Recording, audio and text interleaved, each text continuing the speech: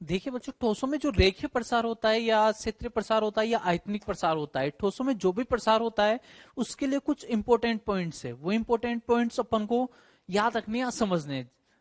देख लीजिए, सबसे पहला, किसी समदैशिक वस्तु के तापीय प्रसार को फोटोग्राफिक आवर्धन के समान माना जाता है। जैसे आप एक फोटो को जूम करते हो, जैसे एक फोटो को जूम करते हो तो प्रसार भी सेम उसी टाइप से होता है। अगर आपको किसी वस्तु का प्रसार करना है, आपको बात नहीं बताना है कौन सी लंबाई बढ़ जाएगी कौन सी लंबाई घट जाएगी, तो उसको थोड़ा सा, फोटो को थोड़ा सा जूम करके देख लीजिए। तो फोटोग्राफिक जो जूम होता है, अपन को पता है जब भी अपन फोटो को जूम करते हैं तो कोई भी दो बिंदु हो उनके बीच की दूरी हमेशा बढ़ेगी। जो भी, कोई से भी दो बिंदु ले लो, कोई से भी दो बिंदु ले लो, अगर आप जूम करोगे तो पहले वो दो बिंदु जहां पे थे, जूम करने के बाद उनके बीच की दूरी निश्चित बढ़ चुकी होगी। फोटोग्राफिक जब भी तापीय प्रसार होता है उसमें प्रसार होता है तो किसके समान होता है? फोटोग्राफिक जूम के समान होता है। जिससे अपन को पता है कि अगर मान लीजिए फोटो है, फोटो में अगर गर्दन आपने 1.5 गुना बढ़ा दी है जूम करने पर, तो जो आपका पूरा शरीर है वो भी कितना बड़ा होगा? 1.5 गुना ही बड़ा होगा। यानी कि कोई भी दो बिंदुओं के बीच की दूरी समान अनुपात में बढ़ती है। दो बिंदुओं के बीच की दूरी हमेशा बढ़ेगी बढ़ेगी, सदैव बढ़ेगी और समान अनुपात में बढ़ती है। दूसरी चीज, उस जगह पे चाहे वहां पर अगर खाली जगह भी आ रही है, बीच में कोई केविटी आ रही है, कोई गुहिका आ रही है, खाली जगह को गुहिका या केविटी बोलते हैं अपन। अगर केविटी आ रही है, अगर उसको भी आप जूम करोगे तो केविटी की साइज भी क्या होनी चाहिए? बढ़नी चाहिए। ऐसा नहीं कि केविटी की साइज कम हो जाएगी। अगर खाली जगह भी आ रही है बीच में तो अपन को ये मानना है खाली जगह भी बढ़ेगी और जो धातु है वो भी बढ़ रही होगी, पूरी साइज ही क्या हो जाएगी? बढ़ जाएगी पूरी साइज। दो बिंदुओं के बीच की दूरी हमेशा बढ़ेगी बढ़ेगी। जो इंपॉर्टेंट पॉइंट है वो अपन को ये ध्यान रखना है, उसमें प्रसार में कोई भी दो बिंदुओं के मध्य की दूरी सदैव बढ़ेगी ही बढ़ेगी। बहुत सिंपल सा एग्जाम्पल लिया है एक मैंने। मान लीजिए पहले अपन ने कोई ऐसी प्लेट ले ली है, ऐसी प्लेट ले ली जिसके बीच में अपन ने गैप बना दिया है, उसको खाली कर दिया है, उसके बीच में खड्डा कर दिया है। एक प्लेट ली है, प्लेट की जो बाहरी त्रिज्या है वो 3 मीटर है और जो आंतरिक त्रिज्या है वो कितनी है? 2 मीटर है। प्लेट की जो बाहरी त्रिज्या है वो है 3 मीटर, आंतरिक त्रिज्या है 2 मीटर। तो इन दोनों के बीच की जो डिस्टेंस रहेगी वो 1 मीटर रह जाएगी। क्या? R1 माइनस R2, यानी कि 1 मीटर वाले एरिया में क्या आ रही होगी? प्लेट आ रही होगी। अब अपन इसको गर्म किया, अगर मैं इसको गर्म करूंगा, इसको उष्मा दूंगा, तो जो इसका उसमें प्रसार होगा, तो ऐसा नहीं कि ये जो केवल ये वाली जो पार्ट है, ये वाला पार्ट है जहां पर धातु है ये फैलेगा, ये इधर भी फैल जाएगा, ये इधर भी फैल जाएगा। ऐसा अपन को नहीं करना है, यह सबसे गलत अप्रोच है। अगर मुझे बिल्कुल सही में देखना है कि इसका उसमें प्रसार कैसा हो रहा होगा, तो इसको एक फोटो समझिए और फोटो को ऐसे बड़ा कर दीजिए। फोटो को बड़ा कर देंगे, जो अंदर वाला पार्ट है वो भी क्या हो जाएगा? बड़ा हो जाएगा। जो ये मेटल वाला पार्ट है ये भी क्या हो जाएगा? बड़ा हो जाएगा। और जो बाहर वाली त्रिज्या है वो और ज्यादा बड़ी हो जाएगी। यानी कि पूरी जितनी भी क्वांटिटीज होगी सारी क्वांटिटीज बढ़ेगी। जो भी अगर दो बिंदुओं के मध्य की दूरी है तो वो हमेशा बढ़ेगी ही बढ़ेगी। मान लीजिए अपन ने इसको गर्म कर दिया और बहुत ज्यादा अपन ने इसको गर्म कर दिया, तो मान लीजिए जो नई लंबाई आई है ये इस टाइप से जूम हो जाएगा। मैंने प्लेट को क्या कर दिया? जूम कर दिया। जो R1 डेज 3 मीटर था वो कितना कर दिया मैंने? 6 मीटर। एक्चुअल में इतना चेंज नहीं होता है, लेकिन अपन एक एग्जांपल ले रहे हैं समझने के लिए। इतना चेंज नहीं होता है। अपन ने देखा था, वैल्यूज निकाली थी, चेंज कितना होता है? 0.1 मीटर, 0.2 मीटर, 0.01 मीटर, इस टाइप का चेंज होता है। लेकिन अभी अपन मान लेते हैं समझने के लिए क्वेश्चन को। मान लीजिए ये बढ़कर 3 मीटर वाली लंबाई बढ़कर कितनी हो गई? 6 मीटर।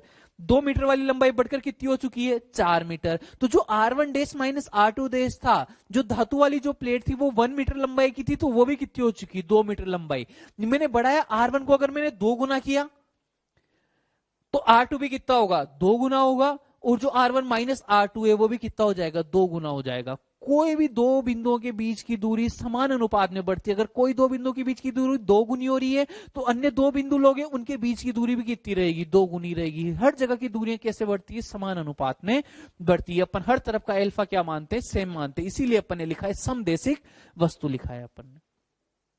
समझ पा रहे होंगे आप मेरी बात को? कोई भी दो बिंदु उनके बीच की दूरी हमेशा बढ़ेगी ही बढ़ेगी। ऐसा नहीं सोचना कि यहां तो खाली जगह आ रही है, यहां धातु इधर आ जाएगी इधर आ जाएगी, ऐसे नहीं सोचना। डायरेक्ट फोटो लेंगे और फोटो को डायरेक्ट जूम करके देखेंगे। जूम करके देखेंगे तो अपन को पता लग जाएगा कि चाहे कोई से भी दो बिंदु ले लूं मैं, उनके बीच की दूरी हमेशा बढ़ेगी ही बढ़ेगी। ये बात अपन को ध्यान रखनी है। इसके बाद में कुछ एग्जांपल लेंगे, लेकिन उसके पहले एक चीज मैं आपको बताना चाहता हूं कि दो बिंदुओं के बीच की दूरी जहां पे भी आ जाए, चाहे वो खाली जगह हो, एक बिंदु खाली जगह पे आ रहा हो, एक बिंदु जहां पर धातु है वहां पे आ रहा हो, किधर भी आ रहा हो, क्वेश्चन में जब भी आपसे पूछा जाए कि ये डिस्टेंस बढ़ेगी क्या, अगर दो बिंदुओं के बीच की दूरी है तो हमेशा बढ़ेगी ही बढ़ेगी उसमें प्रसार में। इसमें अपन को कोई कुछ नहीं सोचना, ये बात अपन को ध्यान रखनी है। अगर दो बिंदुओं के बीच की दूरी की बात की जाए कि वस्तु का उसमें प्रसार होता है और आपको दे दिया जाए कि ये दूरी है, ये दूरी बढ़ेगी क्या, अगर वो वस्तु में आ रहे हैं वो पॉइंट, चाहे वो खाली जगह पर आ रहे हो चाहे धातु वाली जगह पर आ रहे हो, कोई से भी दो बिंदुओं उनके बीच की दूरी हमेशा बढ़ेगी ही बढ़ेगी, क्योंकि जब भी अपन फोटो को जूम करते हैं तो हमेशा दो बिंदुओं के बीच की दूरी बढ़ती है। और अपन ने ये बोला है कि जो उसमें प्रसार होता है वो हमेशा फोटोग्राफिक जूम के जैसा होता है। तो अपन को ध्यान रखना है दो बिंदुओं के बीच की दूरी हमेशा बढ़ेगी ही बढ़ेगी। देखिए बच्चों, फोटोग्राफिक इनलार्जमेंट या फोटोग्राफिक जूम, अपन ने बोला कि जो ठोसों में उसमें प्रसार होता है वो फोटोग्राफिक जूम की तरह होता है, यानी कि दो बिंदुओं के बीच की दूरी हमेशा बढ़ेगी ही बढ़ेगी। उससे बेस्ट कुछ एग्जांपल अपन ने लिए हैं। सबसे पहले, निम्न में से किसका मान बढ़ेगा उसमें प्रसार करने पर? उसमें प्रसार कर रहे हैं अपन वस्तुओं का, उसमें प्रसार कर रहे हैं तो किसकी तरह होगा? ये फोटोग्राफिक जूम की तरह होगा। जिससे आप एक किसी फोटो को जूम करते हो उसकी तरह ये फोटोग्राफिक इनलार्जमेंट होगा। यहां पर सबसे पहला क्वेश्चन देखिए, इसमें एक प्लेट आपको गिवन है, एक आयताकार प्लेट गिवन है, उसके बीच में से एक दीर्घवृत्ताकार प्लेट को मैंने काटकर हटा लिया, यानी कि यहां पर केविटी बन चुकी है, एक गुहिका बन चुकी है, खाली जगह है, और ये जहां पर ये लाइन बनी हुई है, ब्लू लाइंस जहां पर बनी हुई है वो जगह भरी हुई है। आपसे पूछा गया इनमें से कौन सी राशि बढ़ेगी? ए बढ़ेगी, बी बढ़ेगी, सी बढ़ेगी, डी बढ़ेगी, ऑल बढ़ेगी। देखिए सबसे पहले अगर मैं बात करता हूं, अगर मैं इस पूरे फोटो को बढ़ा देता, ऐसे जूम कर देता फोटो को, तो ये फोटो यहां तक फैल जाता। ये सी वाली वैल्यू भी बढ़ चुकी होती, ए वाली वैल्यू भी बढ़ चुकी होती, बी वाली भी बढ़ चुकी थी, जूम करेंगे तो डी वाली वैल्यू भी बढ़ेगी। यह सिंपल सा तरीका है। सी, सबसे पहले सी दूरी देखिए, ये दो बिंदुओं के बीच की दूरी है क्या? बिल्कुल है, इस बिंदु और इस बिंदु के बीच की दूरी है। बिंदु कहीं भी हो, चाहे खाली जगह पर हो चाहे भरी हुई जगह पर हो, बस दो बिंदुओं के बीच की दूरी होनी चाहिए। सी दो बिंदुओं के बीच की दूरी है, बिल्कुल बढ़ेगी। ए इन दोनों बिंदुओं के बीच की दूरी है, ये भी बढ़ेगी। बी इन दोनों बिंदुओं के बीच की दूरी है, यानी कि ये वाली भी बढ़ेगी। और जो डी है वो इस बिंदु और इस बिंदु के मध्य की दूरी, यानी कि डी दूरी भी क्या होगी? बढ़ेगी। अपन ने बोला जब भी उसमें प्रसार करेंगे दो बिंदुओं के मध्य की दूरी हमेशा बढ़ेगी ही बढ़ेगी, इसमें अपन को कुछ भी नहीं सोचना है। सेकंड ऑप्शन, सेकंड क्वेश्चन में देखिए, ये वाली दूरी, इन दोनों के बीच की दूरी मुझे एक्स गिवन है, इन दोनों के बीच की केंद्र और इस वाले बिंदु के बीच की दूरी आर गिवन है, और जो ये बनी हुई है, देखिए ये वाली जगह पे तो धातु है यहां पर, और जो बाकी बीच वाला पार्ट है वो पूरा पार्ट खाली है। तो ये जो धातु की चौड़ाई दे रखी है, कितनी दे रखी है? मुझे डी दे रखी है। मेरे से पूछा गया है कौन कौन सी राशि बढ़ेगी। मुझे पता है अगर डी की बात करूं तो इन दोनों बिंदुओं के बीच की दूरी होगी, आर की बात करें तो केंद्र और इस बिंदु के बीच की दूरी होगी, अगर एक्स की बात की जाए तो इस बिंदु के बीच की दूरी होगी। जो भी दूरियां मुझे दे रखी है, जो भी राशियां मुझे दे रखी है, वो सब दो बिंदुओं के बीच की दूरी है। तो सब में वृद्धि होनी ही चाहिए, क्योंकि जब भी अपन जूम करते हैं तो कोई भी दो बिंदुओं के बीच की दूरी हमेशा बढ़ती ही बढ़ती है। तो एक्स भी बढ़ेगा, आर भी बढ़ेगा, डी भी बढ़ेगा, सब कुछ बढ़ जाएंगे। इसके बाद में लास्ट वाला क्वेश्चन जो जस्ट अभी अपन कर चुके थे, अपन ने एक एग्जांपल लिया था 2, R1 की वैल्यू थी 3 तो हो गई थी वो 6, R2 की वैल्यू थी 2 तो हो गई थी वो 4, और R1 माइनस R2 था वो कितना था? 1 था। तो यहां पर R1 और R माइनस R2 कितना हो गया था? 2 हो गया था। अपन ने बोला कोई भी दो बिंदुओं के बीच की दूरी हो सब समान अनुपात में बढ़ती है। यहां पर देखिए R1 बढ़ेगा, बिल्कुल बढ़ेगा, R2 बढ़ेगा, दो बिंदुओं के बीच की दूरी है R2 तो ये भी बिल्कुल बढ़ेगा। और जो तीसरा वाला बचा है R1 माइनस R2, क्या इस वाली डिस्टेंस को बोलूंगा क्या मैं? ये वाली डिस्टेंस को क्या बोला जाएगा? R1 माइनस R2 बोला जाएगा क्या इस वाली डिस्टेंस को? तो R1 माइनस R2 भी दो बिंदुओं के बीच की दूरी हो गई। देखिए यहां तक R1, यहां तक की त्रिज्या R2, तो ये वाली कितनी बचेगी? R1 माइनस R2 बचेगी। तो R1 माइनस R2 धातु की लंबाई हो चुकी है और धातु की चौड़ाई हो चुकी है। या अपन ऐसा बोल सकते हैं कि R1 माइनस R2 धातु इन दोनों बिंदुओं के बीच की दूरी होगी, तो R1 माइनस R2 भी क्या होनी चाहिए?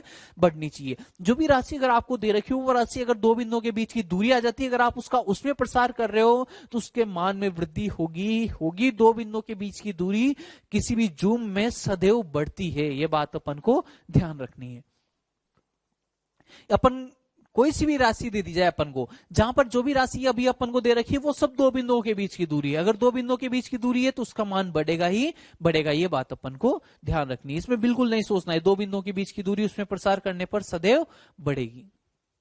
तो देखिए बच्चों, जो पहले तीनों क्वेश्चन थे उनका सबका आंसर रहेगा उपरोक्त सभी। उनका आंसर मैंने यहां पर लिख दिया है। पहले वाले का आंसर था फिफ्थ, और सेकंड वाले का ऑप्शन आंसर था थर्ड, और थर्ड वाले का आंसर था फोर्थ, जिनमें उपरोक्त सभी उपरोक्त सभी उपरोक्त सभी ऑप्शन दे रखे थे पिछले वाले क्वेश्चंस में। इसके बाद में एक क्वेश्चन और है जहां से एक अलग कॉन्सेप्ट निकल कर आएगा।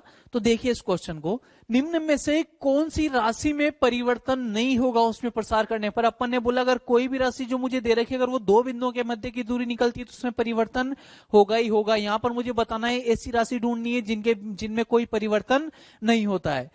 देखिए सबसे पहले मैंने दो छड़ लिए, दो छड़ों को मैंने ऐसे रख दिया है, किसी कोण थीटा पर रख दिया है। पहली छड़ की लंबाई L1, दूसरी छड़ की लंबाई L2 है, तथा दोनों को इस प्रकार से रखा है कि उनके मध्य का कोण कितना रहता है, थीटा रहता है। अपन से पूछा गया कौन सी राशि में परिवर्तन नहीं होगा। L1 मुझे पता है, L1 इन दोनों बिंदुओं के मध्य की दूरी होगी या छड़ की लंबाई होगी। क्या गर्म करने पर छड़ की लंबाई बढ़ेगी ही बढ़ेगी, यानी कि L1 तो बढ़ेगा ही बढ़ेगा। दूसरे ऑप्शन पर आते हैं L2। L2 द्वितीय छड़ की लंबाई है, दूसरी छड़ की लंबाई है, या इन दोनों बिंदुओं के बीच की दूरी है, तो ये दूरी भी क्या होनी चाहिए, बढ़नी चाहिए। थर्ड वाला देखिए, थर्ड वाला क्या बोला गया है, थीटा बोला गया है। थीटा को क्या बोलोगे, इन दोनों बिंदुओं के बीच की दूरी। नहीं, थीटा कभी भी दो बिंदुओं के बीच की दूरी नहीं होती है। थीटा क्या होती है, दो रेखाओं के मध्य का झुकाव होती है। मान लीजिए पहली रेखा ये वाली, दूसरी रेखा ये वाली। अगर मैंने बोल दिया ये वाली लंबाई L1 है, ये वाली लंबाई L2 है, और इनके मध्य का कोण कितना है, थीटा कोण ही मुझे दे रखा है।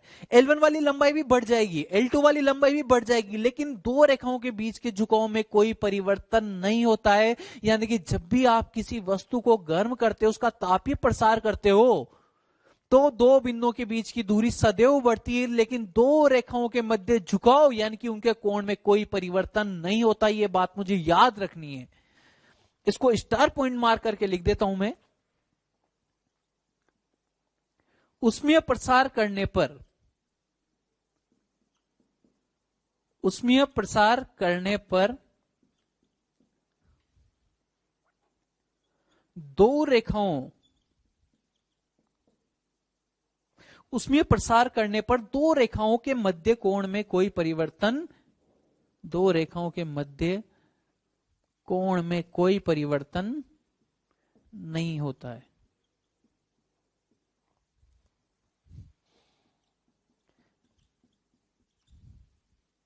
यह पॉइंट अपन को याद रखना है, क्योंकि यह दो बिंदुओं के मध्य की दूरी नहीं है, ये दो बिंदुओं के मध्य की दूरी नहीं है।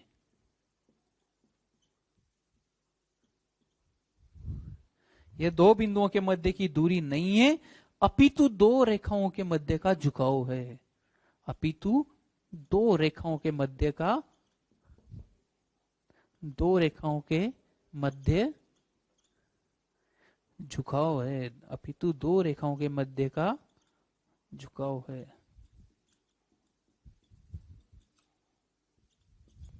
तो ये बात अपन को याद रखनी है बच्चों कि अगर मान लीजिए कोई भी राशि आपको दे रखी हो तो आपको चेक करना है ये दो बिंदुओं के मध्य की दूरी है या फिर कोण है। अगर कोण आपको दे रखा होगा दो रेखाओं के मध्य का, तो कोण में उसमें प्रसार करने से कोई परिवर्तन नहीं होगा। लेकिन अगर दो बिंदु दे रखे हैं तो दो बिंदुओं की दूरी, मध्य की दूरी हमेशा बढ़ेगी, चाहे वो खाली जगह पर आ रहा हो, चाहे जहां पर धातु हो वहां पर आ रहा हो। अगर दो बिंदुओं के मध्य की दूरी आ रही है तो उसमें प्रसार करने पर उसका मान बढ़ेगा ही बढ़ेगा। लेकिन अगर कोण आ रहा है, दो रेखाओं के मध्य का कोण आ रहा है, तो उसमें प्रसार करने पर उसमें कोई परिवर्तन नहीं होगा। ये बात अपन को याद रखनी है। उसमें प्रसार करने पर दो रेखाओं के मध्य के कोण में कोई परिवर्तन नहीं होता है, क्योंकि यह दो बिंदुओं के मध्य की दूरी नहीं है, अपितु दो रेखाओं के मध्य का झुकाव है। ये बात अपन को याद रखनी है बच्चों।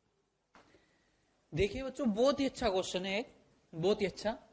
एल्फा रेखीय प्रसार गुणांक वाले एक पात्र में गामा आयतन प्रसार गुणांक वाले एक द्रव को भरा जाता है। यदि गर्म करने पर द्रव पात्र से बाहर निकलता हो तो मुझे बताना है गामा या 3 अल्फा के बीच में क्या रिलेशन रहने वाला है।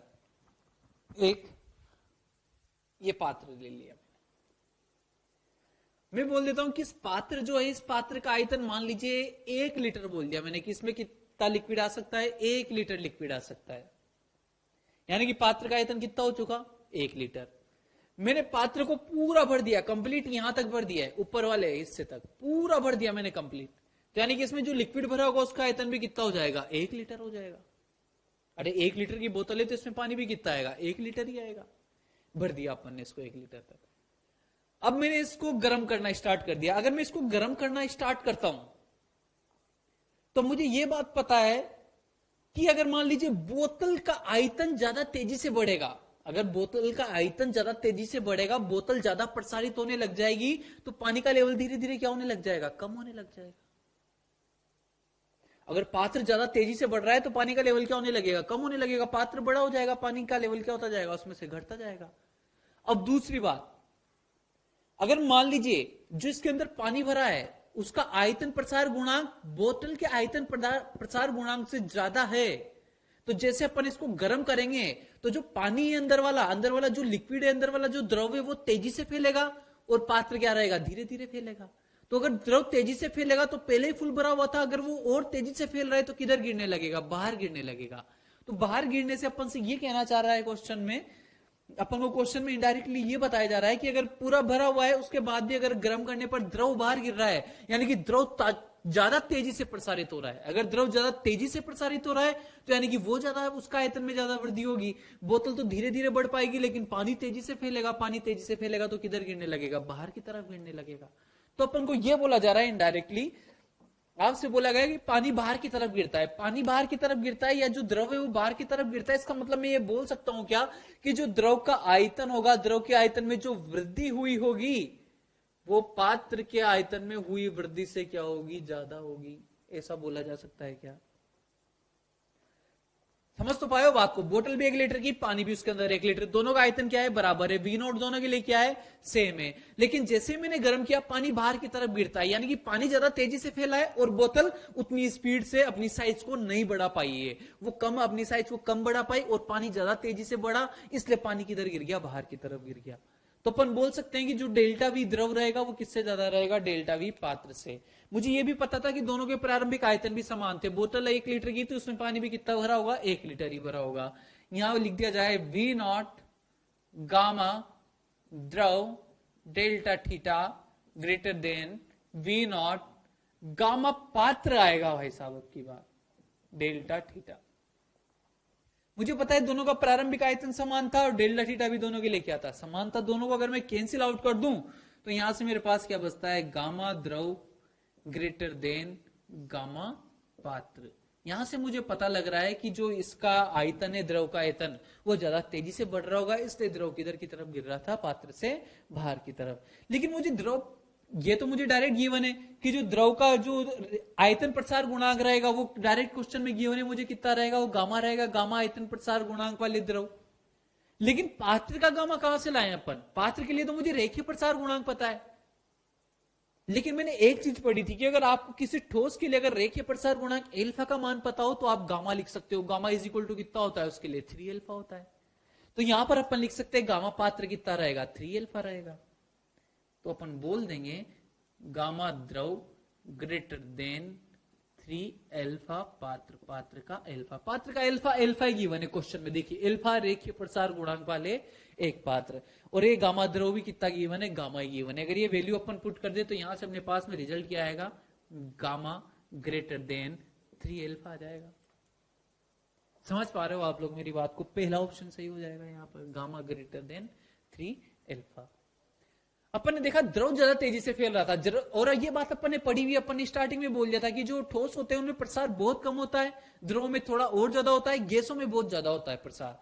तो यहां पर मुझे पता था कि अगर मैं दोनों को प्रसारित करने लगूंगा तो पात्र तो क्या है, ठोस है, पात्र के आयतन में उतना तेजी से परिवर्तन नहीं होगा, इतना तेजी से वो नहीं बढ़ पाएगा। लेकिन जो द्रव है वो पात्र के कंपैरिजन में, ठोस के कंपैरिजन में ज्यादा तेजी से बढ़ेगा और किधर की तरफ गिरने लगेगा, बाहर की तरफ गिरने लगेगा। इसलिए अपन बोल सकते हैं कि जो द्रव रहेगा उसके लिए आयतन प्रसार गुणांक ज्यादा रहेगा पात्र के आयतन प्रसार गुणांक से, इसीलिए अपन ये वाली टर्म यहां पर लिख रहे हैं। लेकिन मुझे पता है पात्र एक ठोस वस्तु है, उसके लिए गामा इज इक्वल टू कितना होता है, 3 अल्फा होता है, तो वो अपन ने यहां पर लिख दिया है।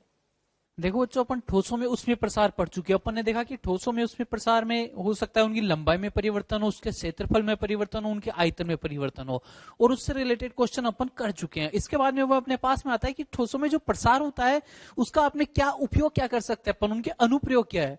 ठोसों में उसमें प्रसार के अनुप्रयोग। पहला अनुप्रयोग पढ़ रहे हैं कि ठोसों में उसमें प्रसार का उपयोग करके अपन एक युक्ति बनाते हैं जिसका पहली का नाम है द्विधात्विक पट्टी। ठोसों में उसमें प्रसार का जो अनुप्रयोग है, पहला अनुप्रयोग है जो इस पर बेस्ड है, पहला है द्विधात्विक पट्टी। डिवाइस है द्विधात्विक पट्टी। क्या होती है द्विधात्विक पट्टी? जब दो भिन्न भिन्न पदार्थ हो, भिन्न भिन्न पदार्थ होने का मतलब क्या होगा, दोनों का अल्फा क्या रहेगा, अलग अलग रहेगा। अगर स्टील है तो उसका अल्फा अलग रहेगा, आयरन है उसका अल्फा अलग रहेगा, जो भी मेटल रहेगी सबका अल्फा अलग अलग रहेगा। तो भिन्न भिन्न पदार्थ यानी कि उनका अल्फा भी क्या रहेगा, अलग अलग रहेगा। वाली दो समान लंबाई की पट्टियों को आपस में जोड़ दिया जाता है तो इसे द्विधात्विक पट्टी कहा जाता है। दो पट्टियां ले ली अपन ने, दोनों की लंबाई बिल्कुल क्या होनी चाहिए, समान होनी चाहिए। बिल्कुल दोनों की लंबाई क्या होनी चाहिए, एकदम इक्वल होनी चाहिए। दोनों की लंबाई समान है, दोनों को अपन ने इस टाइप से जोड़ दिया कि जैसे समांतर क्रम में जुड़ी हुई हो। दोनों को अपन ने एक साथ ऐसे चिपका दिया, लंबाई के समानांतर दोनों को एक साथ चिपका दिया। इस टाइप से अगर अपन दो को जोड़ दें तो इस टाइप से बनी हुई पट्टी को क्या बोला जाएगा, द्विधात्विक पट्टी बोला जाएगा। द्विधात्विक पट्टी इस टाइप से बनी होती है कि इसके ऊपर वाले एंड और नीचे वाले एंड दोनों को क्या कर दिया जाता है, चिपका दिया जाता है। यानी कि यहां से ये अप डाउन मूव नहीं कर सकते हैं, ऐसे नहीं पैरेलल नहीं फिसल सकते हैं। ये ना यहां से भी फिक्स कर देते हैं इसको, ऊपर वाले एंड से भी और ये नीचे वाले एंड से भी इसको फिक्स कर दिया जाता है। ये अप डाउन मूव नहीं कर सकती। अब अपन को पता है एक का अल्फा क्या रहेगा, ज्यादा रहेगा, दूसरी वाली का अल्फा क्या रहेगा, इधर वाली का अल्फा कम है और इधर वाली का अल्फा ज्यादा है। जिसका अल्फा ज्यादा होगा उसकी फाइनल लेंथ भी क्या होनी चाहिए, ज्यादा होनी चाहिए। जिसके लिए अल्फा ज्यादा रहेगा उसकी लेंथ में, उसकी लंबाई में वृद्धि भी क्या होगी, ज्यादा होगी। अपन ने बोला delta L is equal to L naught alpha delta theta. दोनों की प्रारंभिक लंबाई समान है यानी कि एल नॉट समान है। तापमान दोनों का एक साथ बढ़ेगा तो यानी कि डेल्टा टी भी क्या रहेगा, समान रहेगा। अब जिसके लिए अल्फा ज्यादा है उसकी अंतिम लंबाई ज्यादा होनी चाहिए, उसकी लंबाई में वृद्धि ज्यादा होनी चाहिए। तो अपन को पता है कि जब अगर अपन दोनों एक साथ तो नहीं बढ़ सकती, दोनों एक साथ बढ़ेगी तो यानी कि दोनों का अल्फा समान हो गया। ऐसा ही नहीं, अपन ने पहले बोल दिया दोनों का अल्फा क्या रहेगा, अलग अलग रहेगा, यानी कि दोनों सीधी तो नहीं बढ़ सकती। तो ये इस टाइप से मुड़ती है कि जिसका अल्फा ज्यादा रहता है वो बाहर की तरफ ऐसे बाहर हो जाएगी और जिसका अल्फा कम रहेगा वो अंदर की तरफ। इसका अल्फा कम है, इसका अल्फा ज्यादा है, इस वाले का अल्फा ज्यादा है तो ये बाहर की तरफ रहेगी, यानी कि ये इस टाइप से मुड़ेगी, इस टाइप से मुड़ जाएगी। देखिए एक बार देखते हैं द्विधात्विक पट्टी किसको बोला जाएगा, दो अलग अलग पदार्थों की समान लंबाई वाली पट्टियों को अगर अपन जोड़ दे तो उनको द्विधात्विक पट्टी बोला जाएगा। दोनों पट्टियों का अल्फा भिन्न भिन्न होने के कारण गर्म करने पर यह मुड़ जाती है। मुड़ना जरूरी है तभी जाके दोनों की फाइनल लंबाई अलग अलग हो पाएगी। अगर अल्फा अलग अलग है तो फाइनल लंबाई अलग अलग होनी ही चाहिए। जिसका अल्फा अधिक होगा वो पट्टी बाहरी या ऊपरी या उत्तल सतह पर, देखिए जिसका यहां पर पीतल का अल्फा ज्यादा होता है, देखो लिखा हुआ है पीतल का अल्फा ग्रेटर देन स्टील का अल्फा। तो पीतल का अल्फा ज्यादा रहेगा, जिसका अल्फा ज्यादा रहेगा वो पट्टी बाहर की तरफ रहेगी। अगर इसका पूरा सर्कल बनाए अपन तो अपन को क्लियर पता लगेगा कि पीतल वाली पट्टी किधर की तरफ है, बाहर की तरफ, और स्टील वाली जो है वो किधर की तरफ है, अंदर की तरफ। बाहर की तरफ वाली सतह को आप बाहरी सतह बोल दीजिए, ऊपरी सतह बोल दीजिए या उत्तल सतह बोल दीजिए। इस वाली को आप अंदर वाली सतह बोल दीजिए या फिर अवतल सतह बोल दीजिए या निचली सतह बोल दीजिए, कुछ भी बोल सकते हैं। क्या किया था अपन ने, दो अलग अलग अल्फा, दो अलग अलग पदार्थ की बनी हुई पट्टियां हैं, एक स्टील की है एक पीतल की है। मुझे पता है कि जो पीतल का अल्फा है वो ज्यादा होता है किससे, स्टील से। तो अगर पीतल का अल्फा ज्यादा होता है तो जैसे अपन इनको गर्म करेंगे तो जिसका अल्फा ज्यादा रहेगा वो किधर की तरफ रहेगा, बाहर की तरफ। पट्टी इस टाइप से मुड़ती है कि जिसका अल्फा ज्यादा रहेगा वो बाहर की तरफ रहेगी, जिसका अल्फा कम रहेगा वो अंदर की तरफ रहेगी। आपको पता नहीं लग रहा अंदर बाहर किधर है तो पूरा सर्कल बना के देख लीजिए, आपको पता लग जाएगा स्टील वाला सर्कल किधर रहेगा अंदर और पीतल वाला सर्कल किधर रहेगा बाहर, और फाइनल लंबाई भी इसी की ज्यादा होगी। क्योंकि अगर अपन देखते हैं तो अपन ये लिखते हैं, जब भी चाप की लंबाई लिखी जाती है तो क्या लिखा जाता है, थीटा मल्टीप्लाइड बाई त्रिज्या लिखा जाता है, कोण गुणा त्रिज्या। चाप की लंबाई बराबर कोण गुणा त्रिज्या। तो मुझे पता है कि कोण दोनों के लिए क्या बनने वाला है, समान कोण बनेगा दोनों के लिए, लेकिन त्रिज्या बाहर वाले की ज्यादा रहेगी तो चाप की लंबाई उसकी ज्यादा है। यानी कि ओवरऑल बाहर वाले की लंबाई ज्यादा रहती है।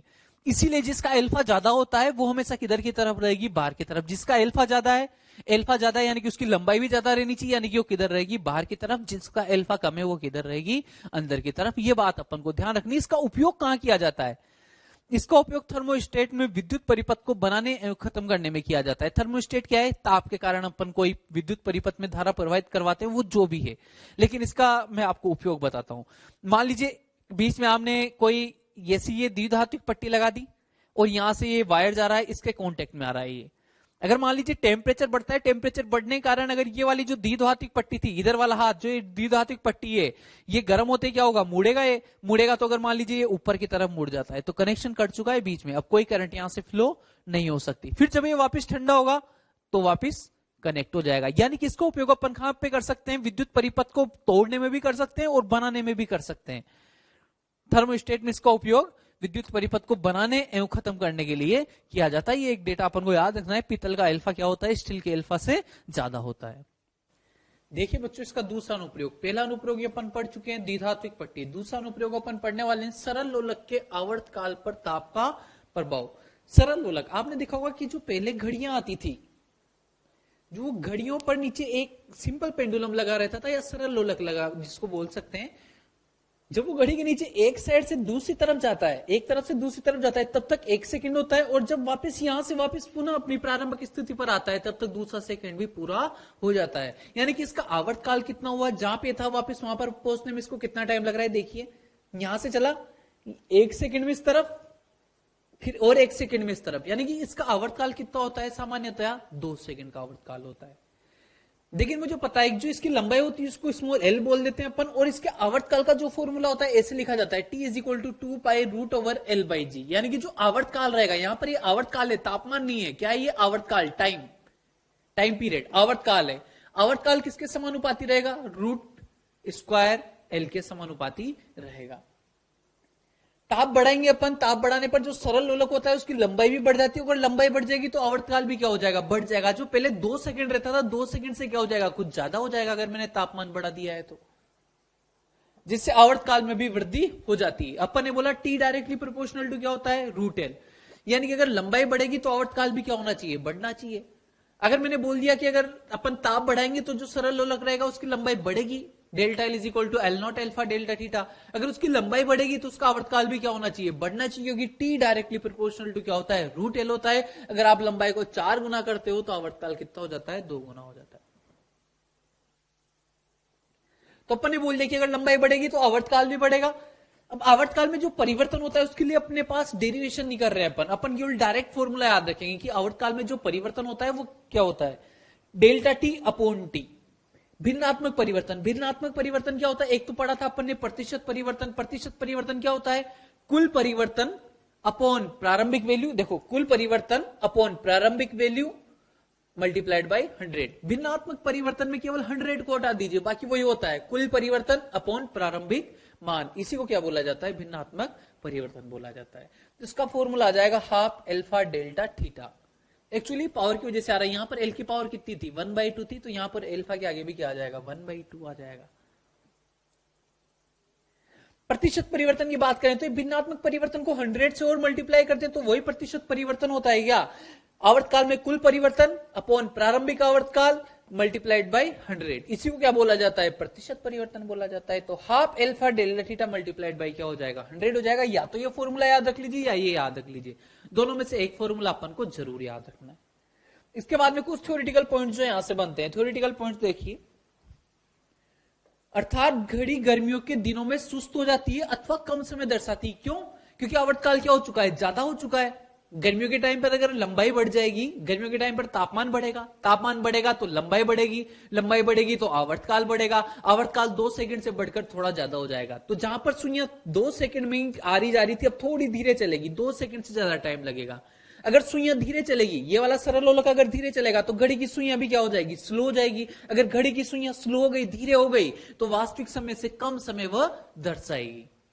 इसके विपरीत सर्दियों के दिनों में क्या होता है? जब सर्दियों के दिनों का टाइम होता है, सर्दियों के दिनों में तापमान क्या हो जाएगा? कम हो जाएगा। तापमान अगर कम हो जाएगा तो लंबाई भी क्या हो जाएगी? कम हो जाएगी। अगर लंबाई कम हो जाएगी तो आवर्तकाल भी क्या हो जाएगा? कम हो जाएगा। अब सुइयां जो उसको पहले 2 सेकंड लग रहे थे, अब 2 सेकंड भी नहीं लगेंगे, उसके पहले जल्दी से चलेगी। अगर ये सरल लोलक अगर जल्दी से चलेगा तो घड़ी की सुइयां भी क्या करेगी? तेजी से चलेगी। तेजी से चलेगी तो क्या होगा? वास्तविकता के अपेक्षा ज्यादा टाइम दिखाएगी। जल्दी से चल रही यानी कि टाइम भी क्या हो जाएगा? ज्यादा हो जाएगा। तो इसी टाइप से अगर अपन नॉर्मल धातुओं का अगर अपन बनाते हैं, सिंपल पेंडुलम या सरल लोलक अगर किसी सामान्य धातु का बनाया जाता है तो उसमें ये दिक्कत अपन को आने वाली है। इसलिए एक विशेष पदार्थ इनवार का ऐसे बनाया जाता है। इनवार का एल्फा क्या होता है, बहुत कम एल्फा वाला पदार्थ है। अगर एल्फा लगभग नगण्य है, अगर एल्फा नगण्य है तो लंबाई में परिवर्तन भी क्या रहेगा, नगण्य रहेगा। लंबाई में परिवर्तन नगण्य यानी कि आवर्तकाल में परिवर्तन भी क्या रहेगा, बिल्कुल नेग्लिजिबल, बिल्कुल जीरो हो जाएगा। इसीलिए अपन किसका उपयोग करते हैं, इनवार का उपयोग करते हैं, ताकि सर्दी हो गर्मी हो कोई सा भी मौसम हो, हर टाइम पर हर मौसम में अपन सही समय घड़ी में देख सकें। लेकिन आजकल ऐसी घड़ियां जो सरल लोलक वाली या सिंपल पेंडुलम वाली है वो लगभग बहुत ही कम आने लग गई है। आजकल डिजिटल क्लॉक वगैरह का जमाना है, लेकिन फिर भी जो सरल लोलक वाली घड़ियां होती थी उनका ये कॉन्सेप्ट होता था, वहां पर भी इसका उपयोग होता है ठोसों में उष्मीय प्रसार का।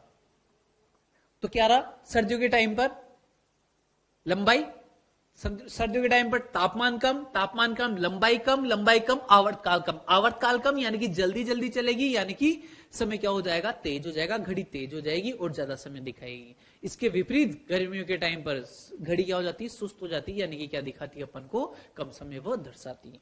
देखिए बच्चों, पढ़ने वाले अपन ठोसों में प्रसार का तीसरा अनुप्रयोग क्या हो, दृढ़ रूप से बंधी छड़ में तापीय प्रतिबल। क्या होता है तापीय प्रतिबल, देखिए दो दीवारें, दोनों हाथों का आप दीवार समझ लीजिए, दो दीवारें, इनके बीच में मैंने एक छड़ को रख दिया है और दोनों दीवारों के कॉर्नर पर इसके साथ मैंने बेल्डिंग कर दी है, एक इस वाले कॉर्नर पर और एक इस वाले कॉर्नर पर, दोनों कॉर्नर पर अपन बेल्डिंग कर चुके हैं।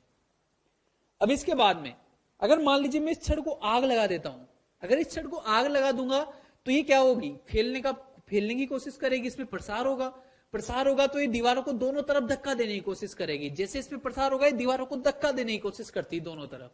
लेकिन अपन को पता है कि जो दीवारें हैं वो कैसे बनी हुई है, अंबुजा सीमेंट से बनी हुई है, एकदम दृढ़ है। अगर एकदम दृढ़ है तो दीवारें आगे नहीं जाएगी और जो छड़ की लंबाई में परिवर्तन होना चाहता था, जो छड़ ज्यादा लंबी होना चाहती थी, उसमें जो प्रसार होना चाहता था उस प्रसार को दोनों दीवारें नहीं होने देगी। और दोनों दीवारें अगर प्रसार को नहीं होने देगी, रोड की लंबाई बढ़ना चाहती है लेकिन उस पर दोनों तरफ से दबाव लगा हुआ है, और अगर दोनों तरफ से दबाव लगा हुआ होता है तो इसी टाइप का जो प्रतिबल होता है उसको अपन क्या बोलते हैं, दाबीय प्रतिबल बोलते हैं। अपन इसको फिक्स कर दिया, इसकी लंबाई बढ़ना चाहती है, ताप बढ़ाने पर लंबाई बढ़ना चाहेगी, दोनों साइड से दीवार को धक्का देगी। अगर दोनों साइड से दीवार को धक्का देगी तो दीवार भी दोनों साइड से इस पर धक्का लगाएगी, इसको दबाने की कोशिश करेगी, और दीवार भी अगर इसको दबाने की कोशिश करेगी तो इसमें दाबीय प्रतिबल उत्पन्न हो जाता है। और उस दाबीय प्रतिबल का फॉर्मूला क्या होता है, बल अपॉन क्षेत्रफल। ये अपन ने लिख दिया है दाबीय प्रतिबल। छड़ थी, फिक्स कर दिया अपन ने, गरम करेंगे, दोनों तरफ ये फैलने की कोशिश करेगी, दोनों तरफ इधर दीवार को धक्का लगाएगी तो दीवार इसको क्या करेगी, दोनों अंदर की तरफ दबाएगी, यानी कि यहां पर जो प्रतिबल उत्पन्न होगा उसको क्या बोला जाएगा, गर्म करने पर जो प्रतिबल उत्पन्न होगा उसको क्या बोला जाएगा, दाबीय प्रतिबल। अब दूसरा केस देखिए, अब की बार भी अपन ने रोड को वही फिक्स कर दिया है, बेल्डिंग कर दी है, लेकिन अब की बार अपन ताप क्या करते जा रहे हैं, कम करते जा रहे हैं। जैसे अपन ताप कम करना चाहेंगे तो जो रोड रहेगी वो क्या होने लगेगी, छोटी होने लगेगी। लेकिन अपन ने बेल्डिंग कर रखी है तो रोड को दोनों तरफ से खिंचाव महसूस होगा, वो छोटी होना चाहती है लेकिन दीवार ने उसको पकड़ रखा है, यानी कि दीवार उसको खींच रही है, ऐसा अपन समझ सकते हैं। और जब दीवार उसको खींच रही है तो इस प्रकार से जो प्रतिबल उत्पन्न होता है उसको क्या बोला जाता है, तनन प्रतिबल बोला जाता है। तो ठंडा करने पर जो प्रतिबल उत्पन्न होगा इसको क्या बोला जाएगा, तनन प्रतिबल।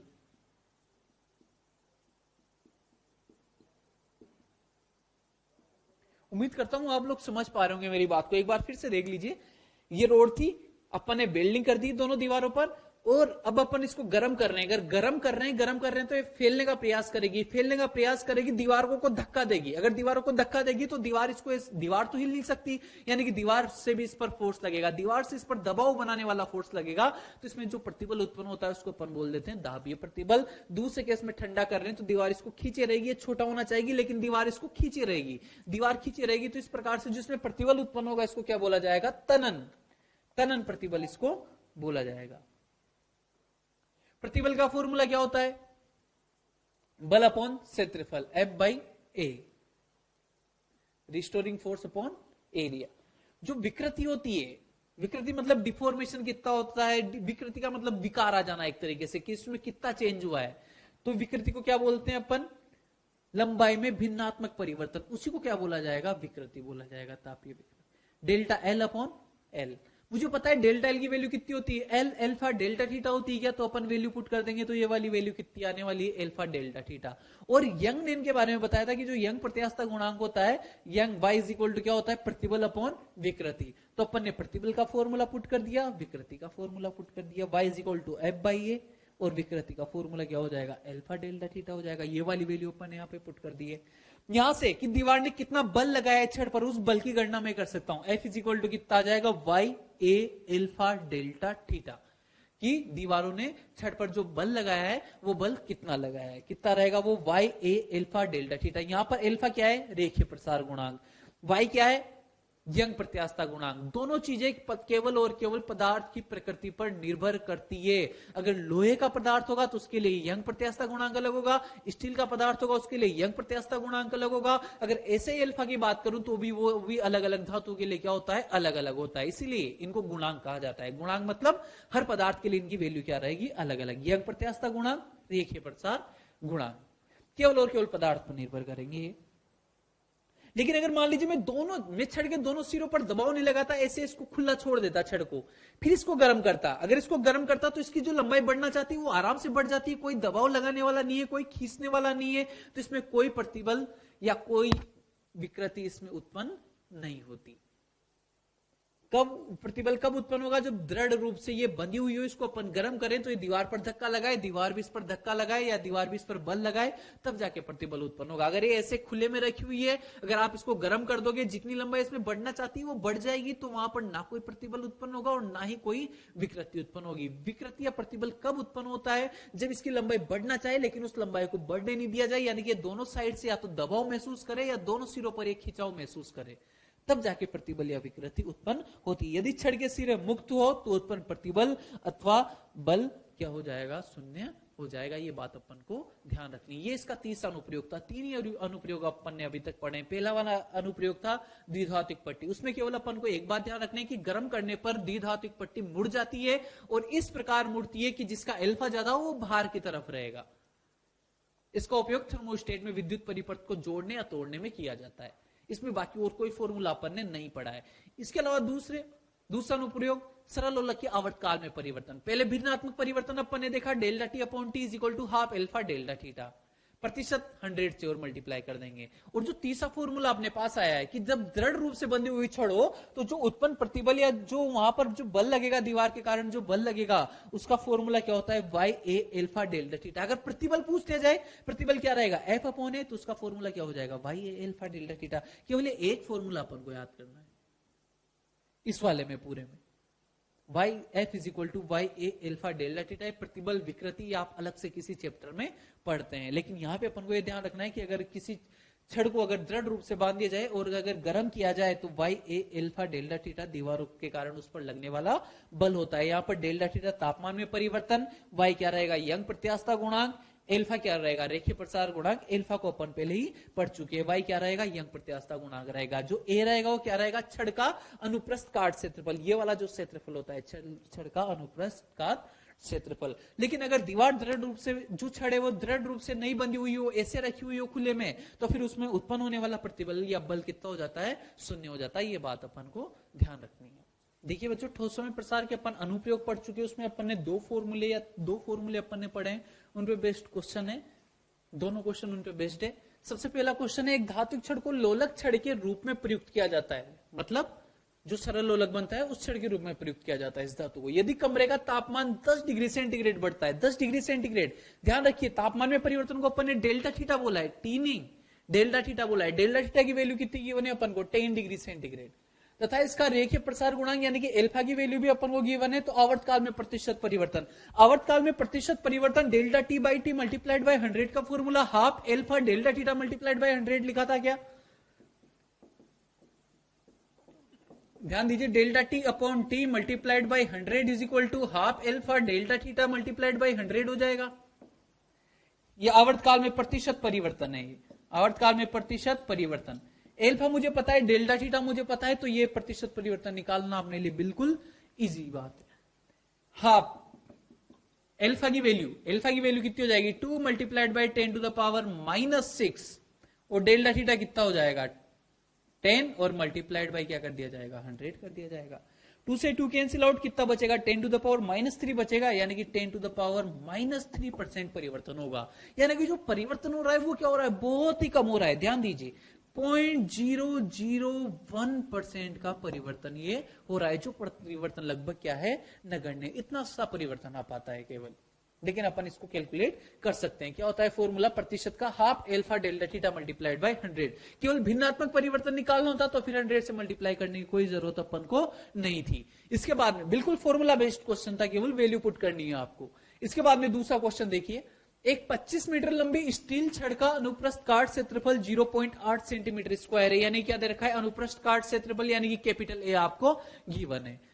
तो छड़ पर लगने वाला बल बताइए जितना दृढ़ रूप से बंधे होने पर 10 डिग्री सेंटीग्रेड ताप बढ़ाने पर आरोपित होगा। अगर दृढ़ रूप से बंधी होती तो 10 डिग्री सेंटीग्रेड में ताप में वृद्धि कर देता, तो उस पर कितना बल लगता, वो बल मुझे निकालना है। तो एफ का फॉर्मूला अपन जानते हैं, F is equal to Y A alpha delta theta ही होता है। क्या वाई यहां पर क्या रहेगा, यंग प्रत्यास्थता गुणांक जिसकी वैल्यू मुझे गिवन है, अनुप्रस्थ काट क्षेत्रफल मुझे गिवन है, इसके अलावा एल्फा मुझे गिवन है और डेल्टा थीटा ताप में परिवर्तन मुझे गिवन है। देख लीजिए ए इज इक्वल टू कितना गिवन है, यहां पर ए इज इक्वल टू कितना रहेगा 0.8 सेंटीमीटर स्क्वायर रहेगा। क्या इसको मीटर स्क्वायर में कैसे बदलेंगे, 1 सेंटीमीटर की जगह कितना लिख दूं 10 टू द पावर -2 मीटर लिखूंगा, उसका क्या करना पड़ेगा मुझे स्क्वायर, तो कितना हो जाएगा 10 टू द पावर -4, यानी कि 0.8 multiplied by 10 to the power -4 metre square.